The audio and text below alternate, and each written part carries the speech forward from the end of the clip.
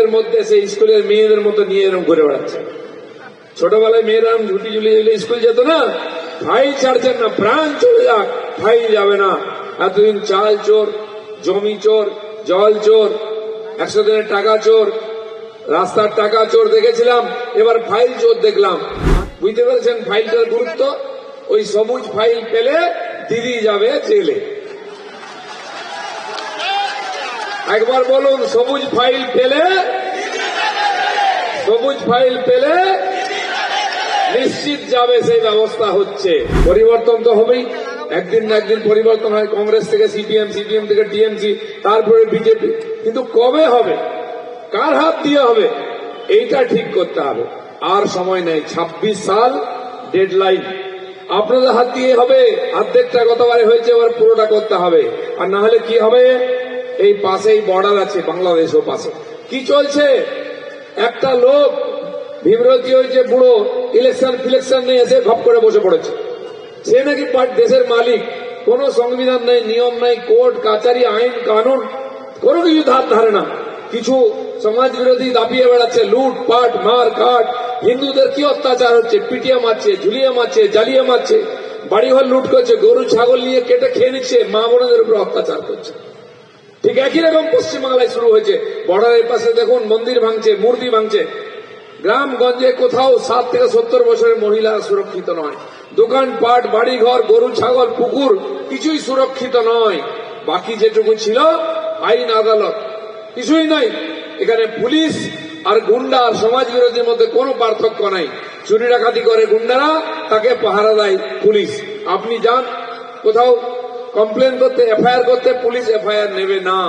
আপনার চোখের সামনে লুট হবে, মারপিট হবে। কালকে আমরা কুচবিহারে সভায় গেছিলাম, কোর্ট থেকে পারমিশন নিয়ে সভা হচ্ছে, পুলিশ পারমিশন দেয় না। তারও 4 জায়গায় রাস্তা অবরোধ করে রেখেছে টিএমসির গুন্ডারা, যাতে আমাদের কর্মীরা সভায় যেতে না পারে। তারপরেও এর চেয়ে বেশি লোক সভায় এসে সফল করেছেন, কারণ সবচেয়ে বেশি অত্যাচার কুচবিহারে, আইন কারণ কিছু নাই। সেখান থেকে আমরা পরিবর্তন শুরু করেছি, কাকদ্বীপ কলকাতা পর্যন্ত পরিবর্তন যাচ্ছে। আপনারা মাঝখানে খালি সঙ্গে থাকুন। দেখলেন তো এখানে কেন্দ্রীয় সংস্থা, কেন্দ্রীয় সুরক্ষা কর্মী, সেনা, সুপ্রিম কোর্ট, কারো সম্মান নাই। ইডি ছাপা মারছে আইপ্যাকের অফিসে, কারণ কয়লার টাকায় কেনা বেচা চলছে। বিজেপির এমএলএ থেকে নেতাকে কিনে নেওয়া হচ্ছে, ভয় দেখানো হচ্ছে। এই ভাঙানি আর দালালিটা করে আইপ্যাক, তাই এখন রেড হচ্ছে। পৌঁছে গেছেন মুখ্যমন্ত্রী। আপনারা মনে করুন কয়েক বছর আগে তার একটি ছোট্ট ভাই পুলিশ কমিশনার রাজীব কুমারের বাড়িতে গেছিলেন সিবিআই অফিসাররা জেরা করতে।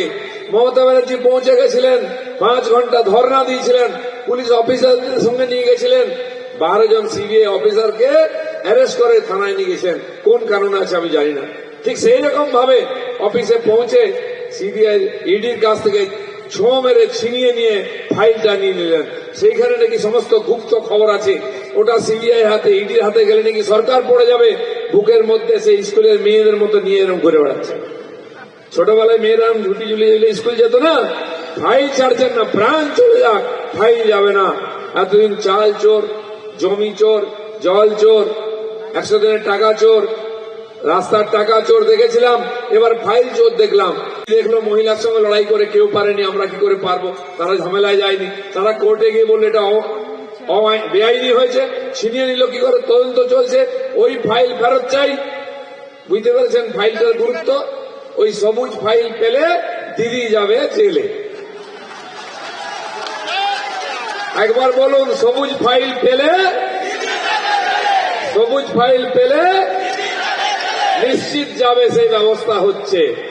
তো কোর্টে বিচার হচ্ছে, শুনানি হচ্ছে, মাননীয় আদালতে মহামান্য বিচারপতির সামনে। সেখানে লোকজন ঢুকিয়ে দিয়ে গুন্ডুল করে দিচ্ছে, হিয়ারিং বন্ধ হয়ে গেল। তো আপনি ভাবুন, যারা আদালত মানে না, যারা পুলিশ প্রশাসন, কেন্দ্র সরকার, সেনা কাউকে মানে না, ওপারে যে সরকার আছে কোন আইন শৃঙ্খলা মানে না, এপারে সরকার তাই।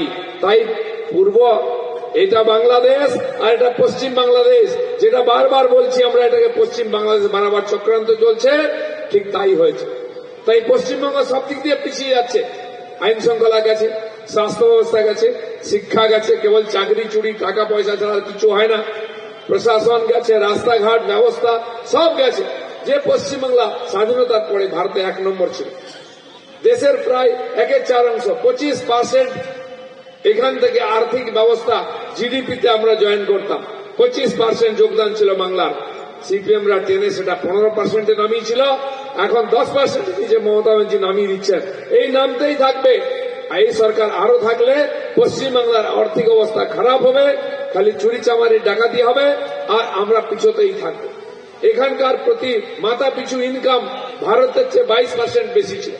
যদি সারা ভারতের এভারেজ প্রতি ব্যক্তি 22 টাকা হয়, এই 100 টাকা হয়, আমাদের 122 টাকা ছিল বাংলার মানুষের প্রতি ইনকাম।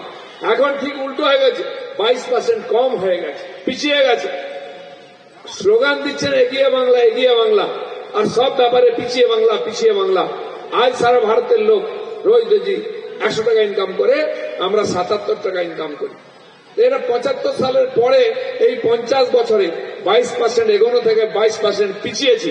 আরো যদি 5 বছর ভুল করেও দিদিমণির হাতে বাংলাকে দেন, কোথায় যে যাবে বাংলাকে লোক খুঁজে পাবে না।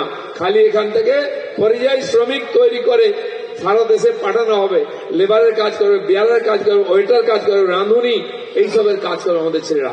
স্কুল কলেজ হবে না, পড়াশোনা হবে না, চাকরি বাকরি হবে না, চিকিৎসা ব্যবস্থা ভেঙে পড়বে। ট্রিটমেন্ট করতে ভেলোরে বোম্বাইতে যেতে হবে, পড়াশোনা করতে ব্যাঙ্গালোরে চেন্নাইয়ে যেতে হবে, চাকরি করতে মহারাষ্ট্র গুজরাট দিল্লিতে যেতে হবে। আর এখানে কি হবে? অনুপ্রবেশকারীরা রোহিঙ্গারা এসে 100 দিনের কাজ নিয়ে নেবে, লোন নিয়ে নেবে, রেশন নিয়ে নেবে, আমাদের বাড়ির মেয়েদের বউদের নিয়ে চলে যাবে।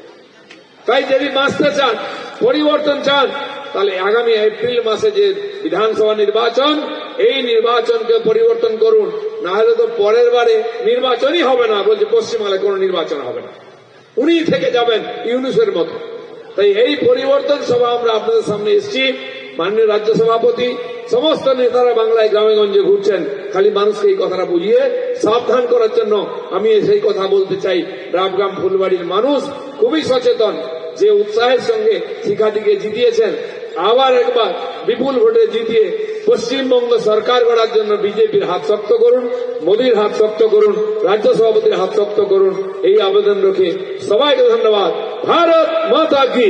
আজকের ভিডিও এ পর্যন্তই। আমার ভিডিওটি যদি আপনাদের ভালো লেগে থাকে, তাহলে অবশ্যই বেশি বেশি করে লাইক করবেন এবং শেয়ার করতে ভুলবেন না। আর চ্যানেলে যদি নতুন হয়ে থাকেন, অবশ্যই সাবস্ক্রাইব করে পাশে থাকবেন। ধন্যবাদ।